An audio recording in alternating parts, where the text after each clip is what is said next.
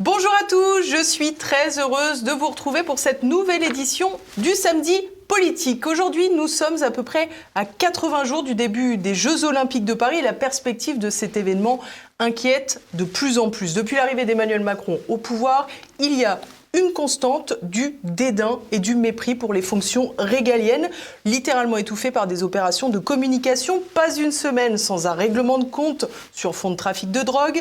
Les homicides se multiplient, les violences explosent et la menace terroriste, elle, plane toujours. C'est tout ce que nous allons voir dans cet état des lieux de la sécurité, ou plus exactement de l'insécurité. Mais comme chaque semaine, vous le savez, vous êtes les garants du succès de cette émission. Alors je compte sur vous pour la partager, bien entendu, la relayer, comme on dit en bon français, pour cliquer sur le pouce en l'air, parce que ça améliore le référencement. Ça paraît très simple, mais c'est très efficace. Et puis bien sûr, écrivez-moi juste en dessous dans les commentaires. À tout de suite.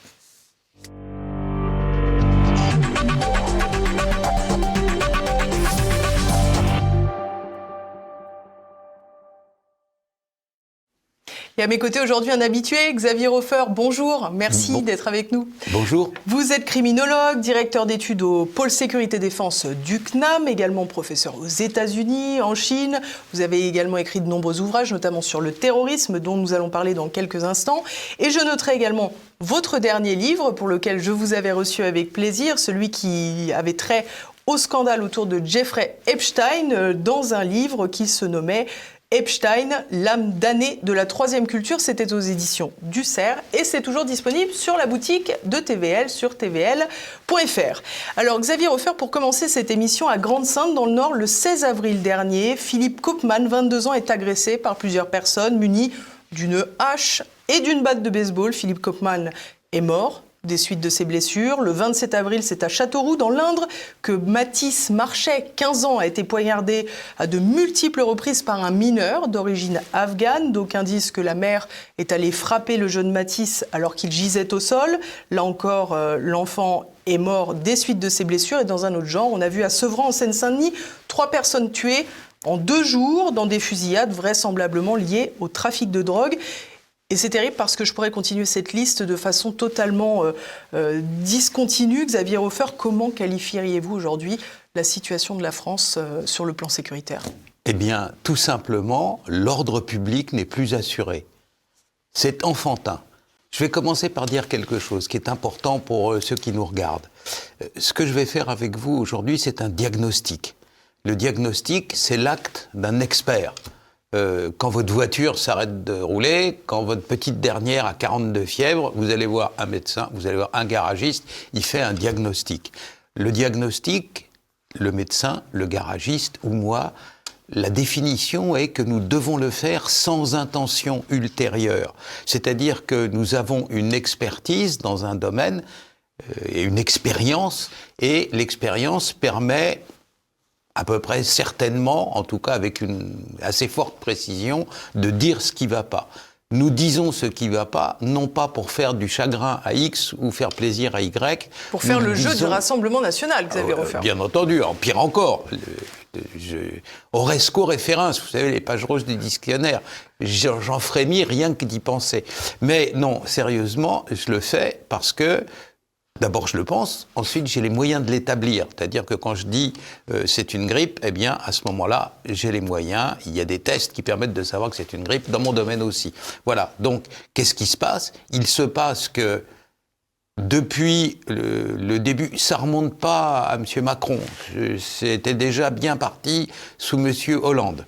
Et donc, depuis lors, petit à petit, l'ordre public se dégrade. On va partir des fondamentaux. Raymond Aron, je l'ai déjà dit, mais la base de la pédagogie, c'est la répétition. Qu'est-ce que le boulot ? Quelle est la mission de gens qui ont le devoir, la capacité de diriger un État-nation ? C'est de faire en sorte que l'État-nation, la France en l'occurrence, soit respecté à l'extérieur, en paix à l'intérieur. C'est ça leur mission. Le gouvernement d'un État-nation n'a pas été inventé pour fixer les salaires de nuit des infirmières ou le jour d'ouverture des soldes. Il a été fixé pour respecter à l'extérieur, en paix à l'intérieur. En paix à l'intérieur, ça s'appelle assurer l'ordre public, et c'est ce qui ne fonctionne plus à l'heure actuelle. Alors, bien entendu, mais j'imagine qu'on va y revenir longuement, ça se dissimule sous des embrouilles, de la communication, des crises de nerfs, tout ce que vous voulez, mais en réalité, au fond des choses, les homicides dont vous avez parlé, où c'est quand même un peu toujours les mêmes qui tuent et un peu toujours les mêmes qui sont tués, hein, sans sombrer dans la polémique, mais voilà, on est dans le fait que l'ordre public n'est plus assuré. C'est ça la base de tout.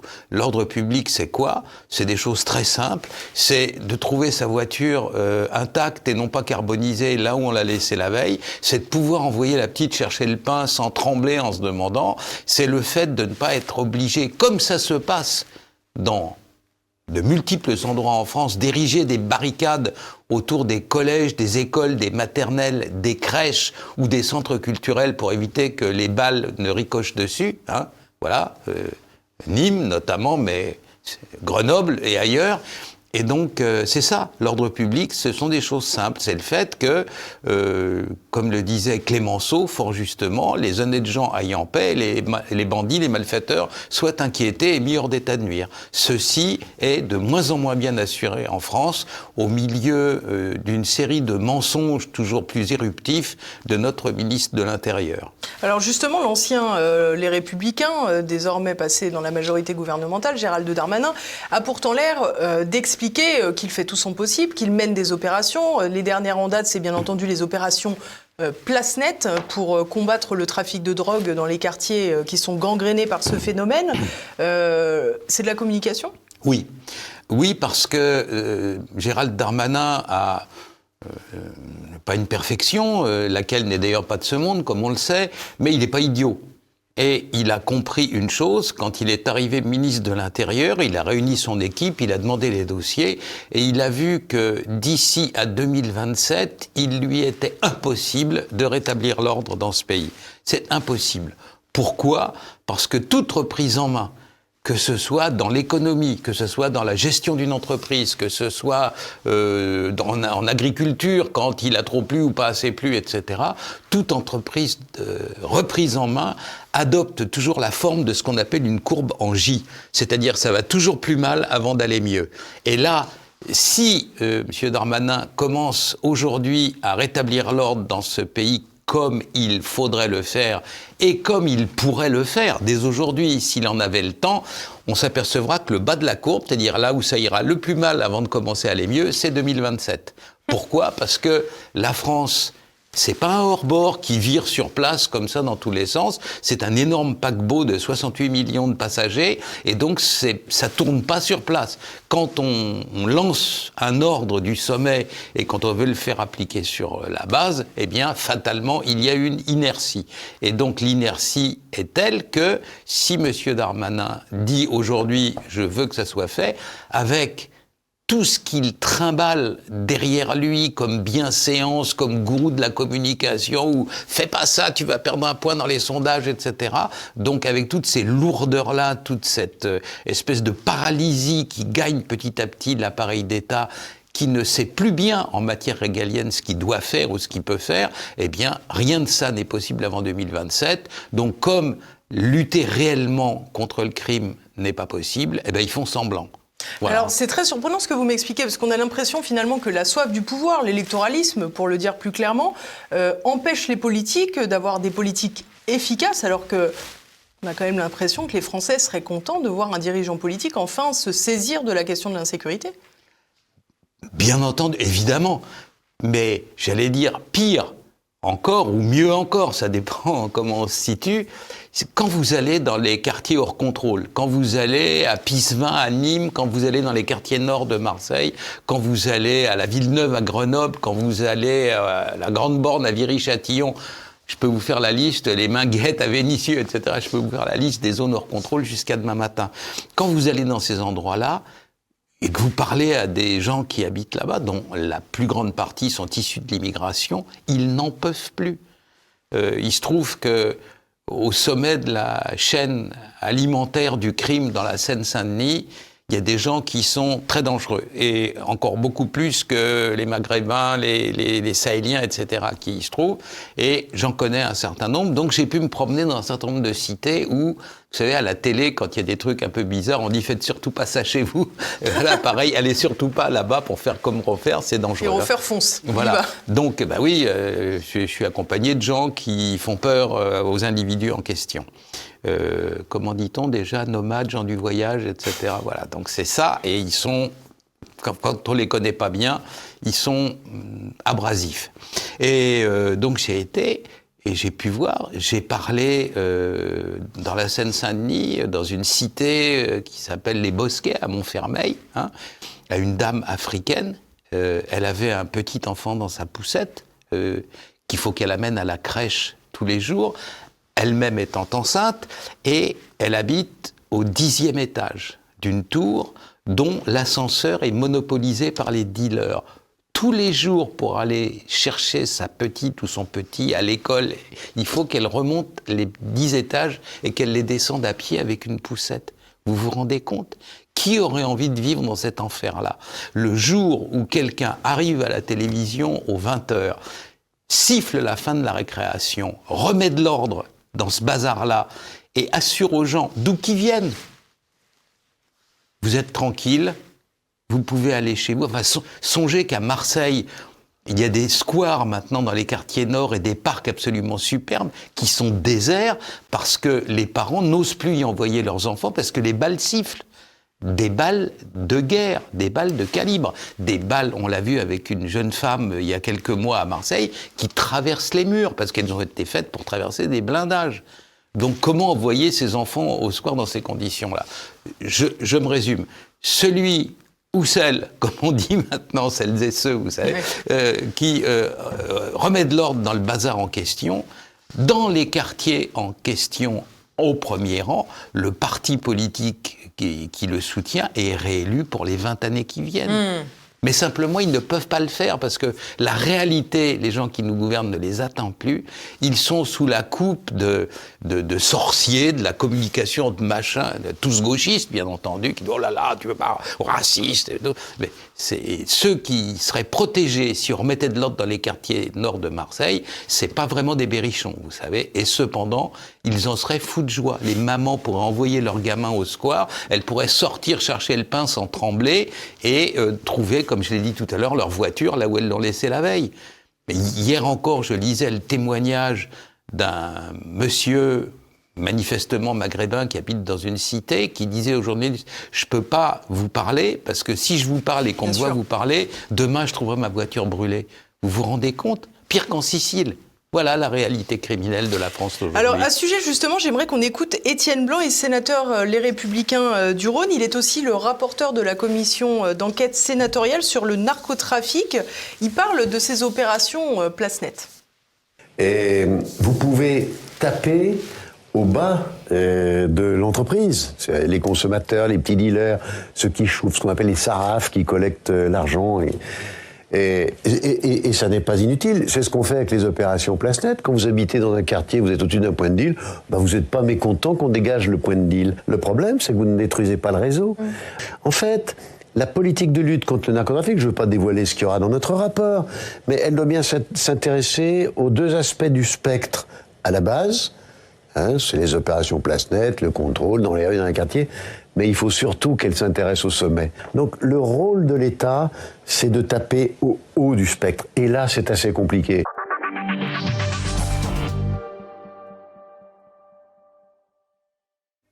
Alors, qu'est-ce que vous pensez de ces propos ? Est-ce que vous aussi, vous partagez cette opinion selon laquelle l'État frappe d'abord les petits ? Alors certes, c'est avantageux pour les riverains, mais c'est pas ça qui démantèle le trafic.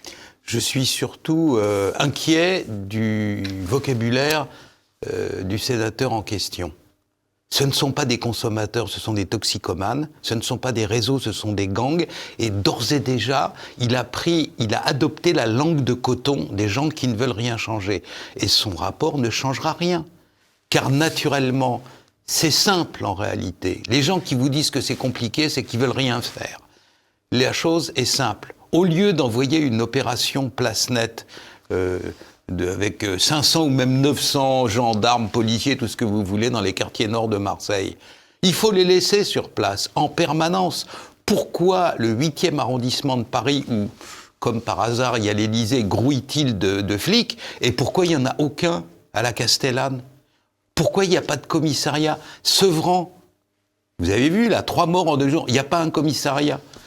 Pourquoi ne mettons pas les policiers et les gendarmes là où il le faudrait? Parce que j'imagine qu'ils ne peuvent pas être partout. Quand ils sont oui, à l'Élysée, ils ne sont pas souvent. Oui, c'est pas une réponse dans le sens où, que fait-on pour policier les zones qui ne le sont pas? Qu'a fait... Tout le monde se recommande de Clémenceau. Et c'est vrai qu'en matière de maintien de l'ordre, ça a été un bon ministre de l'Intérieur.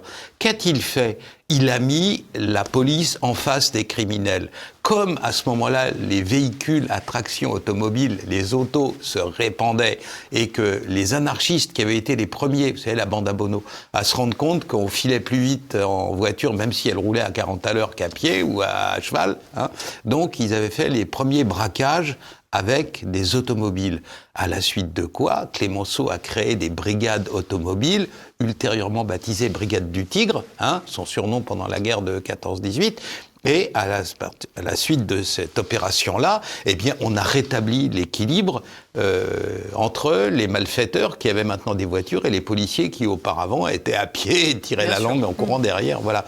Donc aujourd'hui, il ne faut pas rétablir l'égalité sur le territoire en fonction de moyens de transport, il faut le faire de manière territoriale. La seule façon de rétablir l'ordre dans ce pays, car quand Beltrame, le colonel Beltrame est assassiné, il est assassiné par qui? Par un voyou réislamisé qui vient d'une des cités à côté de Carcassonne. Quand vous avez des homicides à Sevran, les homicides en question se produisent-ils dans la ville de Sevran en général? Qui est-ce qu'elle est? Bon, c'est pas le paradis sur terre, mais non, c'est dans une cité hors contrôle de Sevran qui s'appelle les Baudottes, où à proximité, où les gens qui ont tué venaient de la cité en question. Comprenez? La situation, le brave sénateur dit c'est compliqué et tout. C'est pas vrai. La situation est enfantine en termes de sécurité, comme dans tous les autres domaines. À un moment donné, quand un pays est confronté à un problème, c'est simple. Il n'y a jamais dans l'histoire de pays confrontés à 10 problèmes de la même taille. Il y a toujours un énorme problème et plein de petits autour. L'énorme problème en France aujourd'hui, ce sont les cités hors contrôle. Il y en a 700, puis 800, puis 1000. Maintenant, les quartiers de la politique de la ville, c'était 1400. À la dernière révision, ils sont 1500. Les métastases gagnent, y compris les petites villes et la campagne. C'est ce problème-là. Dont on s'est rendu compte avec les émeutes, hein, si je peux me permettre. Évidemment. 531 villes atteintes. Et puis, il n'y a pas 531 métropoles en France, avec des banlieues autour. Donc, ce qu'il faut faire, c'est rétablir l'ordre dans les quartiers hors contrôle. Après quoi, une fois que l'ordre est rétabli, mais le rétablissement de l'ordre est préjudiciel, comme on dit en droit. C'est pas plus important que le reste dans l'ordre général des choses, ça doit être fait avant pour que tout le reste devienne possible. Comment... Enfin, Élise, vous avez vos petites économies, irez-vous les mettre dans une banque où on tire des coups de feu dans le plafond? Ben, évidemment non. Vous allez choisir un endroit paisible où on peut, ce que Montesquieu appelait le doux commerce, etc., peut s'opérer sans rafale de Kalachnikov. Voilà, c'est simple. Donc, préjudiciel, rétablir la sécurité dans les quartiers hors contrôle. Comment le faire? Ben là aussi, c'est simple. Il y a 150 000 policiers en France et 120 000 gendarmes, au lieu qu'ils soient dans des quartiers où il ne se passe rien, c'est là où il faut les mettre et rétablir l'ordre. À partir de ce moment-là, tout le reste va bien. J'étais loin d'être un ennemi des méthodes que préconisait M. Borloo pour les quartiers en question, c'est-à-dire de la médiation, faire en sorte que des gens qui ont des cultures différentes puissent se contrôler, une éducation particulière pour les mamans qui, effectivement, ne savent pas trop faire des gamins qui tournent mal, de la médiation, et puis même de l'accompagnement, tout ce que vous voulez, mais comment voulez-vous faire ça dans un endroit où les gens sont, au moindre bruit, enclins à se jeter par terre, chez eux, parce qu'il y a les balles qui sifflent au milieu du salon? Comment voulez-vous? Le rétablissement de l'ordre est préjudiciel. Et il n'y aura pas de bain de sang, beaucoup des petites bandes de petits voyous des cités sont des lâches, et à partir du moment où ils verront qu'il y a des gens sur place pour rester, et que s'ils se conduisent mal, eh bien il leur arrive mal, eh bien à partir de ce moment-là, vous en aurez les 2 tiers qui se calmeront. Le dernier tiers, il faudra peut-être un peu montrer les crocs, mais ce sont des lâches. J'aimerais revenir quand même sur les propos du sénateur que vous dites édulcoré. Il pointe quand même du doigt une question, c'est que on se rappelle de la question de la politique du chiffre qu'avait mise en place Nicolas Sarkozy. On se rappelle même que des policiers expliquaient que finalement pour les rapports, c'était plus commode d'arrêter 10 petits trafiquants à la gare avec 3 barrettes de shit pour dire. Plutôt que le gros trafiquant qui nécessitait beaucoup plus de travail et que finalement, lui, comptait que pour 1, alors que les autres comptaient pour 10. Mais c'est pas les mêmes qui font les deux le travail. Ceux qui vont arrêter un gamin dans une cité avec une barrette de shit et ceux qui s'occupent, la police judiciaire, les brigades spécialisées, les gens qui font du renseignement policier ou du renseignement criminel, sont pas les mêmes, évidemment non. Donc, ce qu'il aurait fallu, c'est que M. Darmanin, une fois de plus, chanstique pas tout à la police judiciaire dans un moment où elle aurait dû être mobilisée pour être efficace et justement pour attaquer comme dirait c'est encore une formule venue, c'est le haut du spectre, ça existe pas, c'est pas de la physique nucléaire, le banditisme, c'est les caïds qu'il faut arrêter. Ou alors qu'il faut effrayer pour qu'ils aillent exercer leur talent ailleurs qu'en France. Le banditisme, quel qu'il soit, où qu'il soit, depuis la bande des 3 canards jusqu'à la famille mafieuse de Palerme Centre, fonctionne toujours de la même façon. Et qui, dans le milieu criminel, déroge de cette façon d'agir, il lui arrive toujours très mal. L'appareil d'État est trop fort pour n'importe quelle société criminelle, quelle qu'elle soit. L'appareil d'État, je viens de vous le dire, 150 000 policiers, 120 000 gendarmes, qui peut s'opposer à ça ? C'est naturellement pas possible. Donc, la bande, le gang, même le plus fort, n'attaque jamais l'État de front. Même la mafia sicilienne, quand elle a essayé de le faire, ça lui est retombé dessus. Les dirigeants ont fini en prison, ils ont fini par être arrêtés parce que, à un moment donné, quand l'appareil d'État se réveille, quand il se dit, là, ça commence à bien faire et qu'il tape sur la table, le banditisme en face vole en éclats. Donc, ce que fait le banditisme, les bandes, les gangs criminels, même les mafias, partout et toujours, ça s'appelle l'effet de déplacement. Ce que je ne peux pas faire ici, je vais le faire là. Ça c'est le déplacement dans l'espace. Ou alors ce que je ne peux pas faire aujourd'hui, je le ferai demain. Ça c'est le déplacement dans le temps. C'est-à-dire que quand monsieur Macron va à Bassins, une des cités de Marseille, ou à la Paternelle, ou à la Castellane, faire le kéké en disant vous allez voir ce que vous allez voir, les dealers, ils sont dans la rue derrière et ils dealent. Il y avait même cette fois complètement honteuse, le pauvre, où il était en train de faire un discours avec le préfet qui était venu lui lécher les bottes, les commissaires de police, etc., à Nîmes, à côté de la galerie Wagner, qui est le point de deal le plus archétypique d'une des pires cités de cette ville, qui n'en manque pas. Et donc, il était là, et il y avait un drone, et les dealers, ils étaient dans la rue de derrière. Ils ne s'étaient même pas arrêtés une minute. Vous vous rendez compte le mépris qu'ils ont pour eux? Mais ce mépris des criminels... Et l'absence de peur aussi. Pardon? L'absence de peur. Mais c'est évidemment. Le crime organisé est une entreprise purement et simplement darwinienne. Ça marche comme dans Darwin. Survival of the fittest. Seuls les plus adaptés survivent. Voilà. Et donc, le bandit qui n'est pas adapté, c'est-à-dire celui qui se berce d'illusions ou qui fait des erreurs de calcul, il est soit en tôle, il risque un peu moins avec M. Dupond-Moretti, mais malgré tout, il risque quand même, dans l'ordre général des choses, ou alors il est tué par des concurrents. En conséquence de quoi, il faut qu'ils aient une vision, il faut que le milieu criminel ait une vision juste de l'adversaire, de qui il a en face de lui. Eh bien, la vision, à l'heure actuelle, c'est qu'il risque rien. Et comment sait-il qu'il ne risque rien ? C'est ça qu'ignore à l'heure actuelle M. Darmanin, M. Dupond-Moretti. Si, M. Dupond-Moretti doit le savoir parce qu'avant, il était avocat. Et M. Macron, c'est que le milieu criminel, le haut du spectre, les caïds, ils savent ce que pensent et ce que font les dirigeants de ce pays. Pourquoi ? Parce qu'ils ont des avocats. Quand vous êtes un caïd à la Paternelle à Marseille et que vous gagnez 100 000 euros par week-end, plus tout le reste de la semaine, mais un week-end c'est 100 000 euros, vous vous rendez compte du taux de profit ? Même si vous coupez pas la cocaïne, même si vous vendez le hash pratiquement comme ça, sans y faire trop de bénéfices, c'est au minimum du 250%. Avec les drogues chimiques, amphétamines, etc., ça peut aller jusqu'à 1000% le taux de profit. Vous vous rendez compte? Vous payez les meilleurs avocats. Qui c'est les meilleurs avocats? C'est les collègues de Monsieur Dupond-Moretti. Alors eux, ils sont dans le beau monde, eux, ils vont dans les dîners en ville. Et une fois, dans une interception d'un message envoyé par un avocat ripou à un caïd de Marseille, il y avait « Momo, arrête-toi pour 15 jours, ça va taper ». Ça veut dire qu'ils savent tout ça, que le renseignement des caïds, il est le plus fort. En plus de ça, Élise, quand vous fournissez de la cocaïne aux gens, vous avez une idée de ce qu'ils fabriquent, hein, l'homme chez qui le parti de M. Macron a été fondé, là, En Marche, M. Bigorgne, à son procès, il a dit, oui, vous comprenez, j'étais un peu perturbé parce que je prenais 4 grammes de cocaïne par jour. C'est un beau score, je crois, 4 grammes. Oui, c'est bien. Quotidien, c'est... Oui, mais c'est 300 € par jour, hein, 1500 € par semaine, 6 000 € par mois et 72 000 € par an. Voilà. Naturellement payable en espèces. Qu'est-ce qui se passe si vous, Élise, vous allez retirer 72 000 € ou même 5 000 € à votre banque régulièrement en espèces?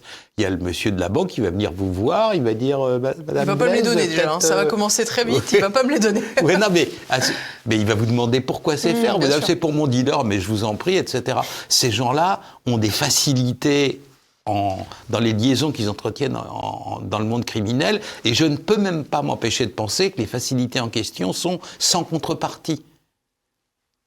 Il y a eu quelque chose de terrible qui s'est passé. On parlait d'opération Place Nette, quelque chose qui s'est passé qui était terrible. Ça n'a pas trop été relevé dans les médias, donc on va se faire un plaisir, là. Hein, voilà.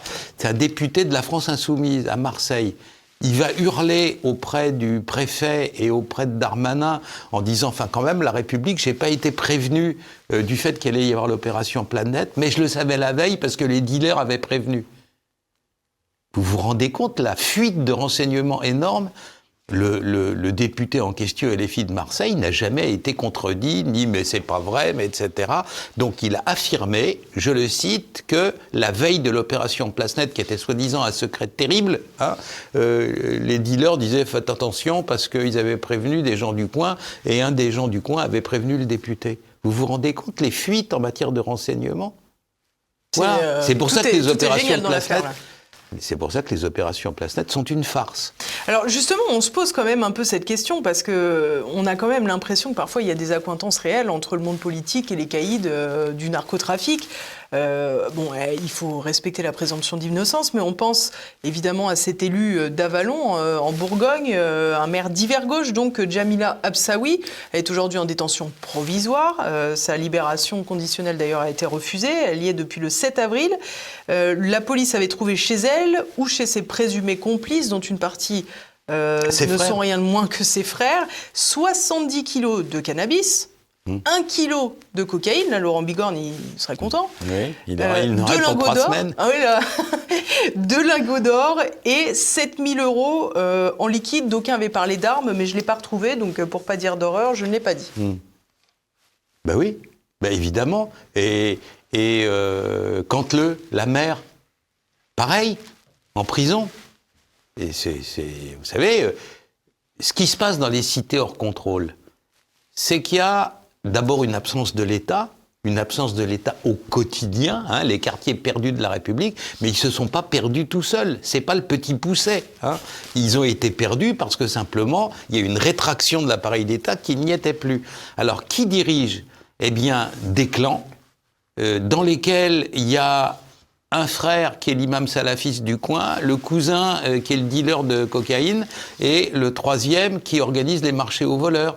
Donc c'est des clans, c'est pas nouveau si vous voulez. Quand il y avait eu les attentats dans les années 80 en provenance du Liban, on s'était étonné de découvrir dans une même cachette du côté de Fontainebleau, si je me souviens bien, des poubelles dans lesquelles il y avait de l'héroïne brune, dont on sait qu'elle vient du Liban à cette époque-là, des explosifs et des pièces détachées de voitures.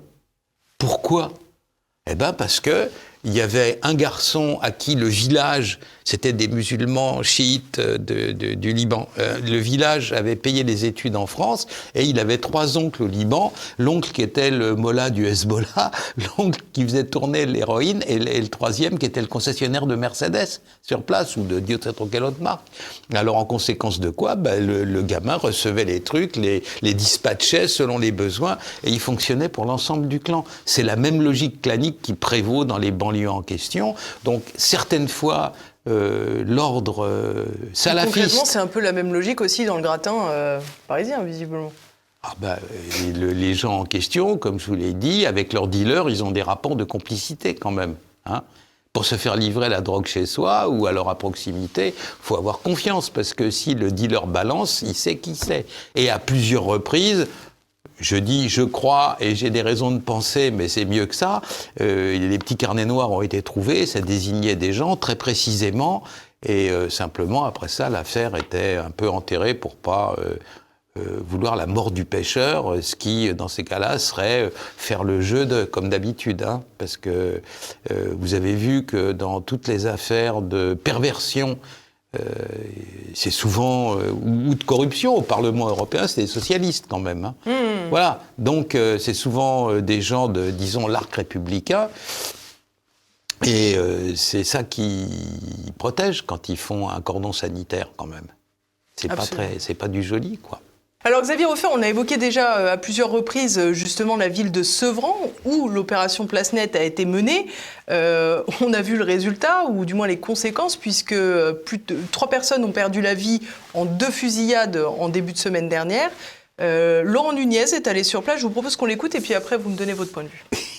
En mars dernier, une opération Place Nette avait eu lieu dans la ville pour mettre un coup d'arrêt au trafic de drogue. Conscience que quand on fait ça, on déstabilise le trafic, on crée des convoitises et parfois il y a des affrontements entre bandes de criminalité organisée. On a de bonnes raisons de penser que les faits de ce soir ne sont pas complètement étrangers au trafic de stupéfiants.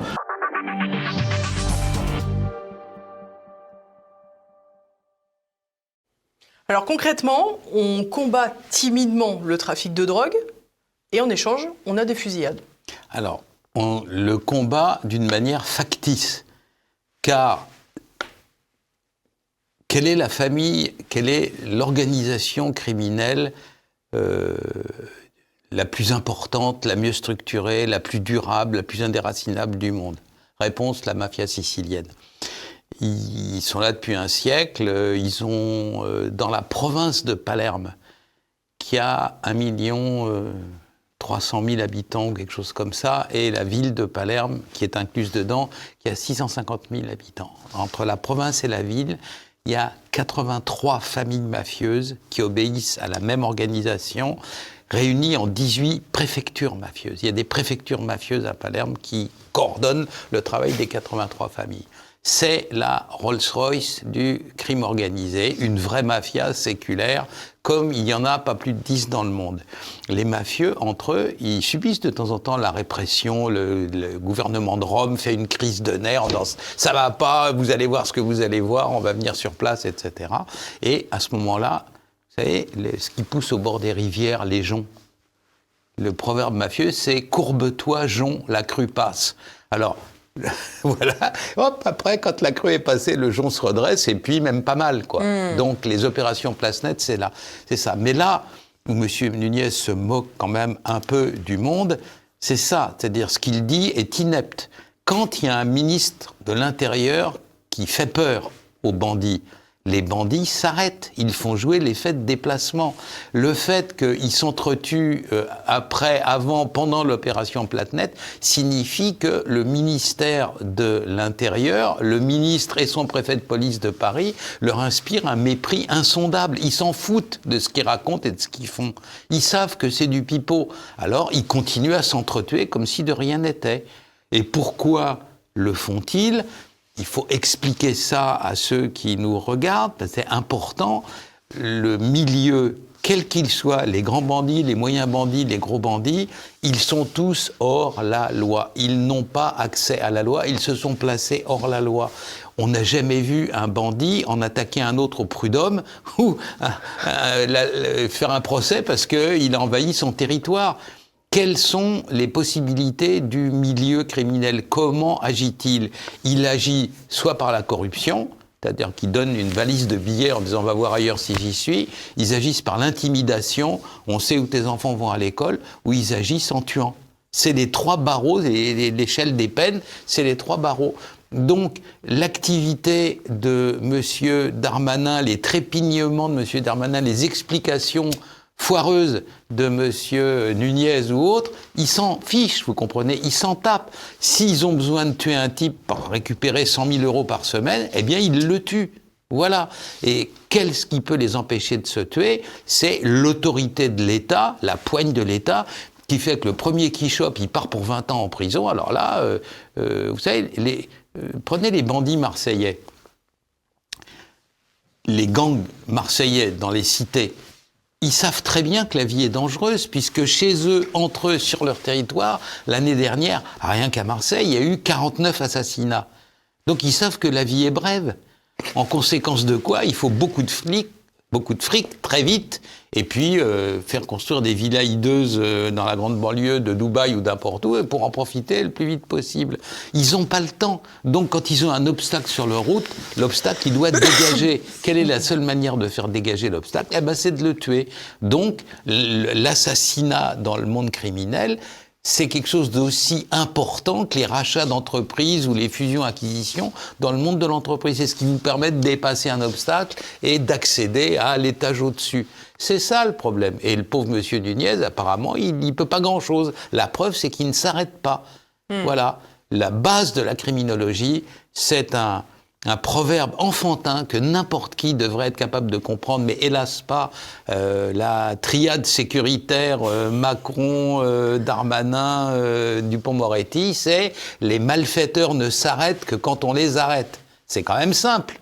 Eh bien, ils ne les arrêtent pas, ils continuent. Voilà, c'est aussi simple que ça. Ils continuent à vendre de la drogue, ils continuent à intimider leurs concurrents ou à les tuer. C'est aussi bête que ça. Tous les policiers de terrain, tous les policiers qui ont vraiment l'habitude de combattre les criminels le savent. Les magistrats de terrain, pareil. Les gardiens de prison, pareil. C'est au sommet, on a une bonne police, on a une bonne gendarmerie, la justice, bon, parfois, elle est un peu molle, mais ils ont trop de dossiers sur leur bureau, vous comprenez? Je me rappelle de vous me dire, on a une justice de clodo. Oui, mais oui, c'est ça. C'est-à-dire que là, par exemple, entre 2017 et 2023, la nomenclature des infractions et des inculpations, le livre que chaque magistrat a sur son bureau. Entre 2017 et 2023, le livre est passé de 1500 à 2200 pages. Vous vous rendez compte ? Le magistrat qui a vu arriver ça sur son bureau, en 2023, il n'avait pas une secrétaire de plus, pas un ordinateur de plus, et pas... voilà. Donc ils sont submergés. Pour un magistrat gauchiste, il y en a 99 sur 100 qui sont submergés et qui font pas face. J'en connais un qui est dans une zone périlleuse en matière de banditisme, parce que c'est une zone où il y a 3 frontières. Vous savez, oui. Quand il y a 3 pays, les bandits adorent ça, parce qu'ils peuvent tourner autour en jouant à cache-cache. Il a 300 dossiers sur son bureau, il faudrait qu'il en ait 30 pour travailler sérieusement. Que voulez-vous qu'il fasse? Alors, tout le monde sait ça, mais cette police, cette gendarmerie, cette justice, cette pénitentiaire, elles sont mal dirigées par des gens, ceux qui nous gouvernent à l'heure actuelle, qui n'ont pas idée du fonctionnement du monde et du milieu criminel. C'est ça le problème. Alors, ils proposent des cataplasmes sur des jambes de bois en permanence, et ça ne marche pas. Alors, on a parlé, Xavier Hofer, de Sevran, comme on vient de le faire. C'est en Seine-Saint-Denis. En oui. Seine-Saint-Denis. Bravo. Bien vu, hein. Ouais. J'ai travaillé pour trouver cette réponse. Il y a une grande partie des installations des Jeux Olympiques qui s'y trouvent en Seine-Saint-Denis. Il y a une grande partie aussi des événements sportifs, parce que en principe c'est un événement sportif, même si le côté musical va être très varié, semble-t-il. Comment voyez-vous cela quand on se rappelle cette affaire du Stade de France où Gérald Darmanin avait été très importuné par les supporters anglais? Comment voyez-vous l'organisation de cet événement dans cette zone? Ce qui s'est passé au Stade de France révélait déjà la propension forte de notre ministre de l'Intérieur à raconter n'importe quoi dans le registre du mensonge, mais il y a une administration sous lui. Et l'administration française, qui est la plus vieille du monde, vous savez, l'appareil d'État français est le plus ancien du monde. Déjà, sous Philippe le Bel, il y avait des gens qui grattaient des arrêtés, des décrets, etc. Ça fonctionne sans discontinuer depuis plus de 8 siècles. Il y a un seul État-nation, mais très spécifique, dont l'administration est plus ancienne que l'administration française, c'est le Vatican. Mais en dehors de ça, prenez par exemple des pays comme l'Allemagne ou comme l'Italie, l'État-nation allemand et italien date du 19e siècle. Voilà. D'autres du 17e ou du 18e, la plupart. Nous, notre appareil d'État, donc il est solide, il est robuste. Je ne fais pas partie de ceux qui le critiquent à jet continu, mais il est, comme toutes les vieilles gens, il est un peu arthritique. Donc, généralement, il est meilleur la deuxième fois que la première. Souvenez-vous que la première fois qu'il y a eu une canicule en France, il y a eu 10 000 petits vieux qui sont morts dans leur chambre de bonne parce que personne n'y avait songé, ils n'avaient plus d'eau à boire ni rien, et 3-4 ans après, il y a eu une autre vague de chaleur, et là, on était passé de 10 000 à 100 morts. La leçon avait été apprise lentement, l'appareil de l'administration française avait mouliné, donc espérons que l'histoire du Stade de France aura servi à l'administration française dans sa dimension régalienne sécuritaire à mieux gérer les événements où il peut y avoir des mouvements de foule ou des choses comme ça. À faire attention aux supporters anglais alors.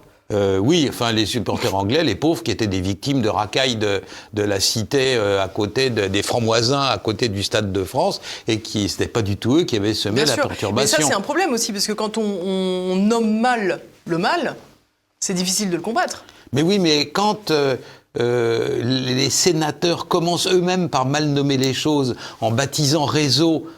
EDF, c'est un réseau. Ce qui se passe aux francs-moisins en Seine-Saint-Denis ou à Saint-Denis, c'est des gangs. Quand on commence par pas appeler les choses par leur nom, si vous allez voir un médecin et qui vous annonce que vous avez un panari à la place d'un cancer ou un cancer à la place du panari, vous changez de médecin, quoi. L'inconvénient, c'est qu'on peut pas trop changer de gouvernement toutes les 5 minutes, ou même de sénateur. Cet homme dit n'importe quoi. C'est pas des réseaux, ce sont des gangs, et ce sont pas des consommateurs, mais ce sont des toxicomanes. Les consommateurs, c'est pour les savonnettes ou les couches pour bébé. C'est pas pareil. Voilà. Donc, qui commence que tout l'appareil d'État qui est aveuglé, assourdi, assommé par la propagande de la mondialisation heureuse où il faut jamais appeler les choses par leur nom pour que les problèmes n'apparaissent pas, qui commence par se réveiller et par appeler les choses par leur nom, le début de tout, ça consiste à faire un diagnostic. Le diagnostic consiste justement à appeler les choses par leur nom. Le domaine dans lequel on a le plus développé la notion de diagnostic, c'est la médecine. La médecine a une discipline spéciale qui s'appelle la nosographie, qui consiste justement à apprendre aux futurs praticiens à appeler précisément les choses par leur nom. Par exemple, le pouls. Le pouls, il peut avoir 14 caractéristiques différentes. Et quand vous nommez mal la caractéristique du pouls, à la fin, vous pouvez avoir ceux qui ne sont pas capables de s'exprimer eux-mêmes, la médecine des gens âgés, la médecine des enfants, etc. Il peut y avoir des morts à ce jeu-là. Donc, évidemment, l'adulte qui est capable de parler, de s'exprimer, etc., qui est en possession de tous ses moyens, aucun problème. Mais pour le reste, l'usage des mots est prépondérant. Et là, on a une classe politique et un appareil d'État qui se laisse contaminer par le vocabulaire de la com, etc., qui consiste à jamais appeler les choses par leur nom, parce que comme ça va beaucoup mieux. Un sociologue, il y a quelques années, avait baptisé ça la langue de coton. Vous savez, tout est cotonneux, tout est flou, etc. Et donc, le rapport du Sénat, on verra bien, mais s'il continue à appeler des consommateurs au secours, c'est 60 millions de consommateurs, c'est pour discuter du prix des couches culottes, quoi. C'est pas le type qui prend de la drogue, c'est un toxicomane, bonsoir. Voilà, donc le diagnostic ne peut pas être fait avec des approximations ou des mensonges. Autrement, c'est de la propagande, c'est pas un diagnostic. Parmi les points d'inquiétude autour des Jeux Olympiques, il y a bien sûr la cérémonie d'ouverture qui est prévue le 26 juillet prochain. Je vous propose tout de suite d'écouter Alain Bauer. Ce sont des propos qu'il a tenus il y a bien longtemps, en 2022. Bien entendu, on savait déjà que Paris allait organiser les Jeux Olympiques. Pour rappel, cette cérémonie d'ouverture, elle doit se faire sur la Seine. On regarde. Pour l'histoire, et ici ce soir, que la cérémonie d'ouverture des JO de Paris 2024 est une folie criminelle. Il n'y a rien qui, d'un point de vue de la sécurité et de la sûreté des athlètes, des organisateurs et du public, n'est envisageable sous cette forme-là.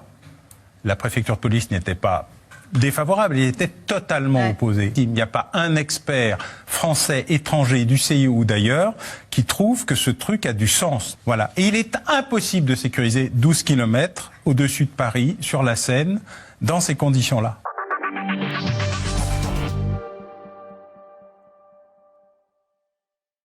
Vous partagez ce point de vue, Xavier Hofer ? Mais Alain a parfaitement raison. C'est la sagesse même. Et pourquoi réagit-il comme ça ? Parce que nous, les criminologues, lui et moi, dans les mêmes lieux universitaires, nous sommes sans arrêt bombardés de questions. La classe politique entière, quand vous êtes en contact avec eux, ou les hauts fonctionnaires, quand on leur dit « alors il faut peut-être revenir aux fondamentaux », ils vous coupent, ils disent « je m'en fous des cours d'histoire, qu'est-ce qui va se passer demain ?» Donc on est harcelé sans cesse pour essayer de prévoir, d'anticiper. Vous qui connaissez les terroristes, qu'est-ce qu'ils vont faire le coup d'après ? Comprenez que le ministre, lui, on lui annonce... Le fait d'être ministre, c'est simple. J'en ai côtoyé de très près, je peux vous dire. Vous êtes ministre, mais de n'importe quoi, de la marine marchande ou des satellites artificiels ou n'importe quoi entre les deux, ça consiste à s'entendre annoncer une catastrophe, un drame ou un désastre à peu près toutes les 5 minutes. Alors, ils ont le cuir épais, et donc quand on leur dit « peut-être faut-il revenir à l'origine ?» Non, je m'en fous. Qu'est-ce qui demain, là, voilà, j'ai la visite du président de la Tanzanie demain, qu'est-ce qui va me tomber sur la tête ? Voilà, c'est ça qu'ils veulent savoir. Donc, nous avons pris comme habitude, Alain et moi, et puis d'autres aussi, d'être toujours dans une posture d'anticipation. Et lui qui connaît beaucoup de monde dans la police et puis chez les hauts fonctionnaires, il a naturellement servi, comme moi à d'autres endroits et dans d'autres cas, de mur des lamentations. C'est vers nous que les types, mais ils sont dingues, mais tu te rends compte, mais t'as vu encore mes 12 kilomètres, mais au secours, etc. Il a dû entendre ça 500 fois. Et quand il dit ça à la télé, c'est pas du jus de crâne, c'est le fait de ressortir ce qu'il a entendu 100 fois, preuve et éléments probants à l'appui, évidemment. Alors, on a toutefois l'impression que vous avez été entendu, parce que si on écoute le chef de l'État, on a l'impression que ça a fait son chemin. On l'écoute. On va se donner les moyens de faire une très grande cérémonie d'ouverture.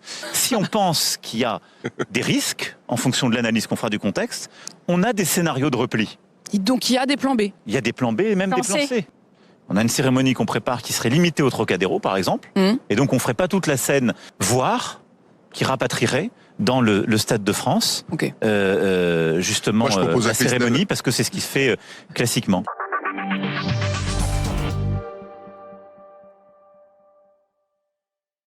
Bon, ça, qu'est-ce que vous en pensez ? Parce que ça semble être raisonnable de prévoir des plans B, des plans C. La principale caractéristique de notre actuel président de la République ne semble pas être l'écoute de son entourage. Je connais du monde autour de lui, il n'écoute jamais personne. Donc là, à la fin, peut-être que quelqu'un a été jusqu'à menacer de s'immoler par le feu ou je sais pas, pour essayer d'attirer son attention là-dessus. Mais évidemment, le fait de revenir sur cette idée folle serait simplement raisonnable. Le fera-t-il ?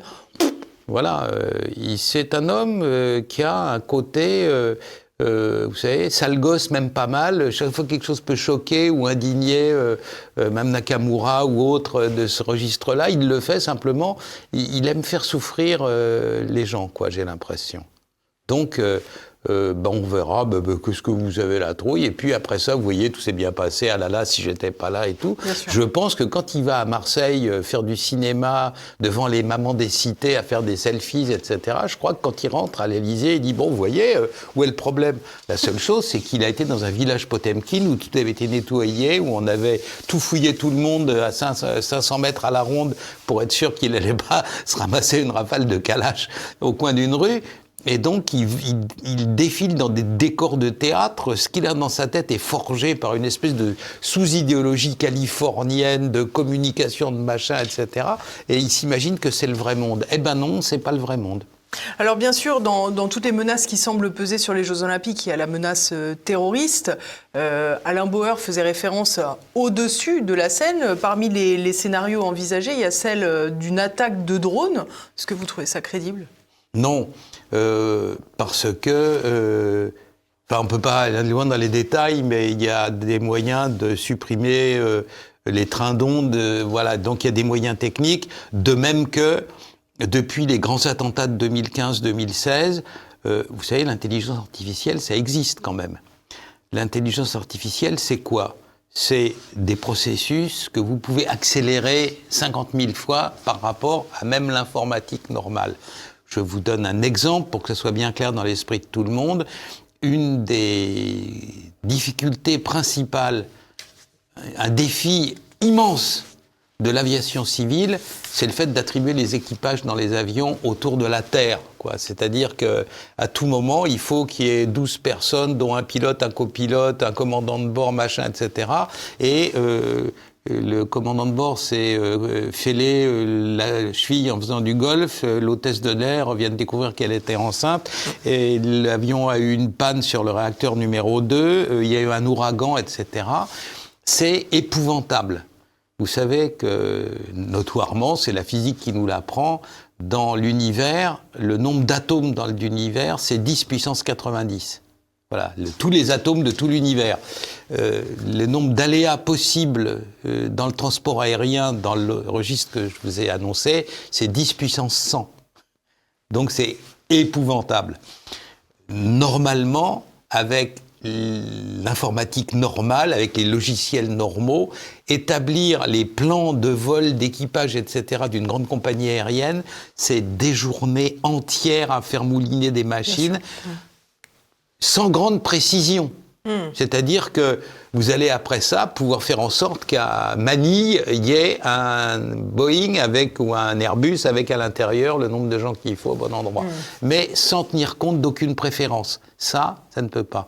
L'intelligence artificielle, je le sais, c'est des amis, enfin des gens avec lesquels on travaille justement sur les problèmes de sécurité et d'intelligence artificielle. Ils se sont attachés, ils ont pris le problème là.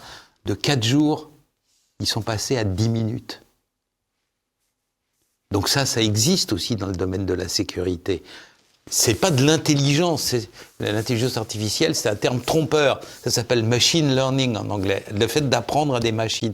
Alors, quand vous apprenez des choses à des machines et qu'elles le font à la vitesse de la lumière, où circule l'électricité, naturellement, ça va beaucoup plus vite.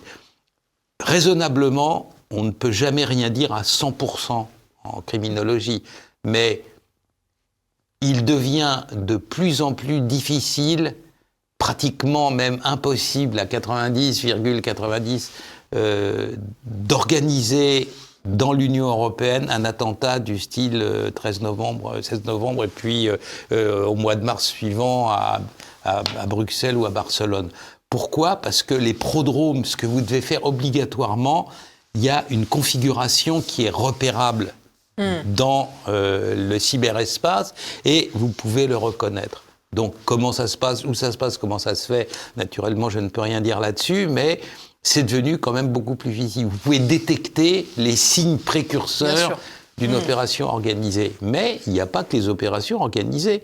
Il y a le type qui a pris un coup de lune, Allah lui est apparu, et puis alors il prend une bonbonne de gaz, et puis voilà. Donc, tout n'est pas possible. Mais le terrorisme organisé à la façon du 11 septembre ou à la façon de novembre 2015 à Paris ou de mars 2016 à Bruxelles et du printemps ou de l'été 2017 à Barcelone, là, ça devient quand même beaucoup plus compliqué parce que ça laisse... Vous comprenez ? Les terroristes sont obligés de faire un certain nombre de choses. Bien sûr. Ils ne peuvent pas communiquer par pigeons voyageurs ou par signaux de fumée. Et donc, le seul fait d'utiliser la téléphonie, les réseaux, les machins, il y a des traces quand c'est quelque chose qui ressemble au prodrome des préparatifs d'un attentat. Souvenez-vous que pour les attentats de Paris, il y a plus de 150 personnes qui sont engagées là-dedans.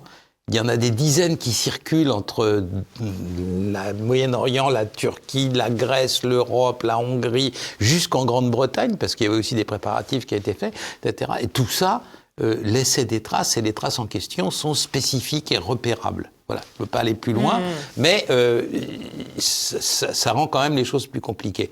Pareil pour les drones. Les drones, il y a des ondes qui permettent de les guider, de les diriger. Mais il y a aussi des dispositifs qui permettent d'annihiler certaines longueurs d'onde. Enfin, voilà, je ne vais pas me laisser dans le... on ne peut pas acheter un drone au bazar de l'hôtel de ville, ou Dieu sait comment ça s'appelle maintenant, et puis aller le faire péter au-dessus de la tête de M. Macron ou du président du CIO ou n'importe quoi, facilement. C'est devenu de plus en plus compliqué. Et ce qui existe dans le domaine de la malfaisance existe avec des dispositifs, même parce que certains dispositifs d'intelligence artificielle, seul un État peut, parce que ça consomme une énergie folle, naturellement. Ça le fait calcul, travailler des gros serveurs et des choses comme ça. Et donc, c'est pas une bande de traînes savates venues du Moyen-Orient qui est capable de mobiliser ça. Donc, c'est pas ça l'inquiétude. L'inquiétude, c'est que vous avez à proximité même, vous l'avez dit tout à l'heure, les Beaudottes, ça doit être à moins d'1 kilomètre d'un site olympique. Et là-dedans, vous avez des trucs hybrides avec des islamos, des bandits, les cousins ceci, les cousins cela. Et le problème des fratries, c'est que comme elles vivent très proches les unes des autres et parfois dans les mêmes lieux, elles n'ont pas besoin d'échanger par téléphonie. C'est pour ça que vous avez eu les Abdeslam, c'est pour ça que vous avez eu les Kouachi qui sont passés, comme on disait, sous les radars, parce que ils habitaient au même endroit.